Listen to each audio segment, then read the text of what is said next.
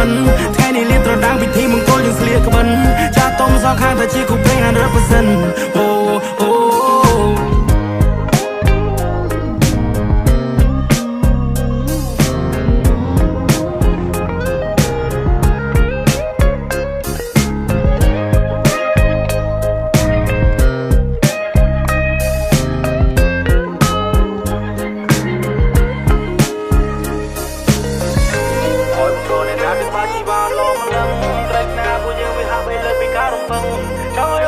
ទៅបើពេលខ្លាំងធ្វើឲ្យខឹងក៏ទូស្គាល់ការពិនថាបងជាមនុស្សដែលរឹង